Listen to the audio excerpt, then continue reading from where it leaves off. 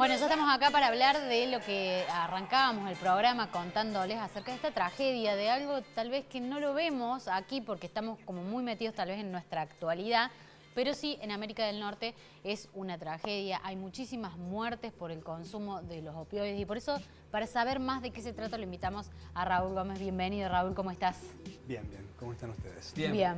Bueno. Viendo unas imágenes acá terribles que pasan, contanos qué es esta epidemia y cómo nace y cuál es el elemento allí que genera todo esto. Bueno, no es reciente, si bien ahora ya las cifras son espeluznantes, por decirlo así. La última estimación son 110.000 muertes anuales, o sea, alrededor de 300 muertes por día que están ocurriendo en este momento, pero no es algo nuevo. En realidad comienza a fines de los 90 con una campaña de las farmacéuticas para incentivar, primero para obtener los permisos para indicar en todo tipo de dolencia a unos fármacos que son los opioides, en ese caso era la oxicodona originalmente, y incentivando a los médicos para que la prescriban para cualquier tipo de dolencia. Era un analgésico que se vendía en las farmacias y te recetaba el médico. Sí, para un dolor de espalda, exactamente.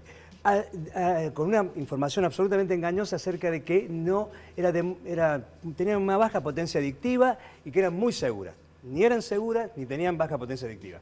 Todo lo contrario. De hecho, ya esta farmacéutica, esta es una de las empresas que ya accedió, se declaró en quiebra porque accedió a las demandas reconociendo que había coimeado al funcionario que le tenía que autorizar el fármaco. Pero esto siguió con otros fármacos como el fentanilo, donde Johnson & Johnson, que es la propietaria de este fármaco, de la fórmula de este fármaco, el fentanilo, siguió el mismo camino que Purdue Pharma con la oxicodona, y también, en este caso, se aprovechó de la letra que decía que si bien estaba indicada para ciertas dolencias oncológicas, podía, a criterio médico, indicarse a otras.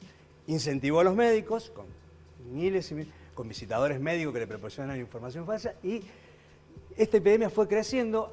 A principios de este siglo, los muertos por sobredosis anuales en Estados Unidos eran 4.000. Para 2017, donde se declara la primera emergencia de los opioides, estaban en alrededor de 80.000. Y en los últimos 12 meses son 110.000. Pero esto es una tormenta perfecta que además ha ocasionado que una vez que se instalaron el uso y la dependencia de las personas producto de la prescripción. Hay estudios que dicen que más del 50% de los que recibieron prescripción recibieron mucho más de la que debían recibir, porque los médicos eran incentivados para prescribirla. Lo cual es un delito tremendo, es como... Raúl, mi pregunta es, estamos esto. viendo por ahí las imágenes que son aterradoras, pero todos tienen una cosa en común, que es que están hacia abajo o tienen algún tema... Sí, son las ataxias que tienen que ver, pues son fármacos muy depresores. Por eso son de alto, o sea, no son solamente altamente adictivos, son altamente riesgo de muerte, porque a una pequeña sobredosis deprimen el centro respiratorio y pueden producir la muerte. Entonces, por eso es que se expresa no solo en esto, que es la imagen de las adicciones en masa. ¿Pero afecta los músculos? No, es una depresión completa. Bien. Que impide mantener la tonicidad. Okay. Yo lo que veo en este caso, Raúl, distinto, que antes los consumos de sustancias ilegales, bueno, sabía que uno había un mercado negro, pero nunca te lo recetaba un médico a esto. Esto es lo inédito de la crisis y quizás lo más grave de todo, que no es una crisis, una epidemia, como se la definen la NIDA, la National Drug Institute, que dice que es la primera vez que hay una crisis por drogas y por adicciones de esta magnitud, aparte inédita, pero no ocasionada por el mercado negro ni por el narcotráfico. Ojo, también en el curso de la epidemia, las farmacéuticas y el gobierno norteamericano quisieron culpar al narcotráfico de esto. Ahora ya está totalmente probado que se originó por las prescripciones médicas. Obviamente, el narcotráfico existe y agrava el problema, lo agrava seriamente, porque ahora el fentanilo se fabrica clandestinamente porque es muy barato. Y las personas que después de la declaración de la crisis en 2017 se les dejó de prescribir, porque se estaba prescribiendo indebidamente, pero ya habían desarrollado una dependencia. La fueron a buscar al mercado negro. Y entonces generaron un gran negocio.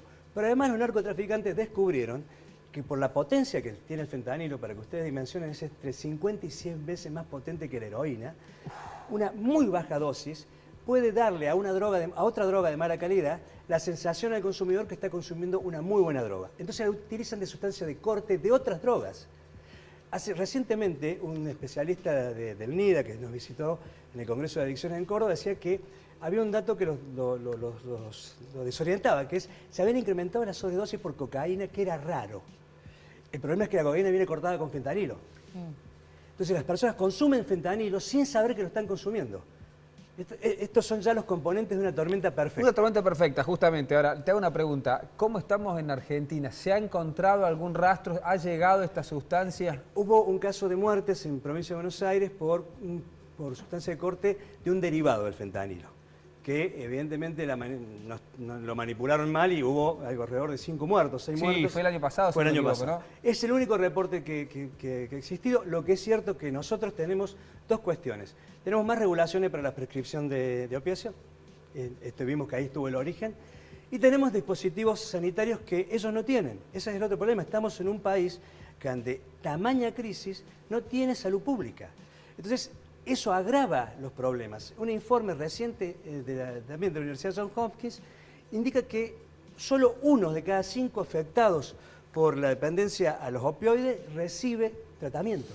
O sea, porque no pueden acceder a un tratamiento gratuito. A eso hay que sumarle otro componente que es que la cuestión punitiva y de la prohibición pone obstáculos a los tratamientos de sustitución de fármacos, que es lo indicado, o sea, de reducción de daño. Claro, pues no puedes dejar de consumir algo que es tan adictivo. Por eso tienen que sustituir por algún opiáceo como metadona, otros opiáceos, para poder hacer un proceso de desintoxicación. Este es el único caso. En los opioides eso está indicado, se llama reducción de daño, y eso recibe muchísimos obstáculos por la ideología construida por el propio Estados Unidos de no a la reducción de daño, el punitivismo, el prohibicionismo. La dificultad de sacar pero cierto, el otro problema que agrava totalmente esto, o sea, que es que para el caso de las muertes hay drogas muy eficaces para evitar la muerte por sobredosis. Son la naloxona, el naltrexona, que son drogas antagonistas de los opiáceos. Administrada durante el proceso de sobredosis te saca y te evita la muerte. Ahora esas drogas se venden se venden muy caras.